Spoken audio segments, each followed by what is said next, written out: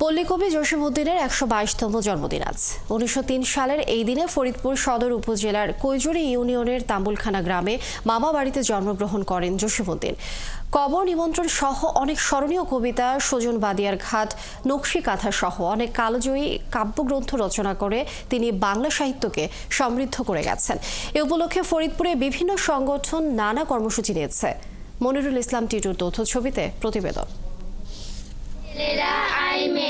ফুল তুলিতে যাই, ফুলের মালা গলায় দিয়ে মামার বাড়ি যাই। ডালিম গাছ বড় প্রিয় ছিল তার।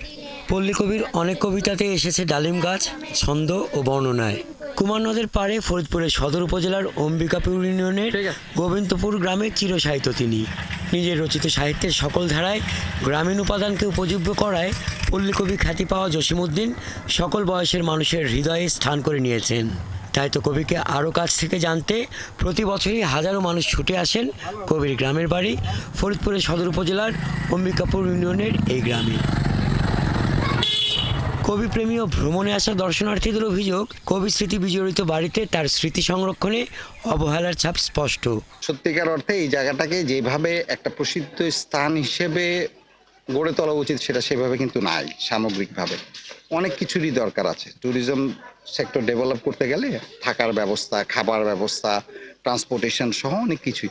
অন্যান্য কবিদের বাড়িতে যতটা ডেভেলপ হয়েছে, যতটা ঘুরে দেখার মতন জায়গা তৈরি করেছে, কিন্তু আমাদের ফরিদপুরে এই পল্লীকবি জসিমউদ্দিনের বাড়ি সেই পরিমাণ দেখার মতো কিংবা প্রসিদ্ধ করার মতো কিছু তৈরি হয়নি। বাচ্চাদের জন্য একটু বসার ব্যবস্থা, একটু বাচ্চাদের জন্য রাইডের ব্যবস্থা, খেলনার ব্যবস্থা, সুপানীয় ব্যবস্থা, ওয়াশ ব্লকের ব্যবস্থা, এগুলো থাকলে পরে আরো দূর দূরান্ত থেকে আমরা যারা আসি বা অন্যরা যারা আসে স্বাচ্ছন্দ্যভাবে ঘুরে যেতে পারবে এখান থেকে।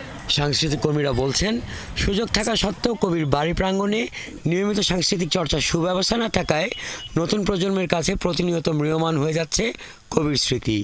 আমরা শুধু তার বাড়ি দেখতে যাই, কবর দেখতে যাই, তার যে মিউজিয়ামটা আছে সেটা দেখতে যাই, কিন্তু আমাদের যে চর্চাটা দরকার পল্লীকবি জসিমউদ্দিনকে নিয়ে সেটা সেখানে নেই বললেই চলে।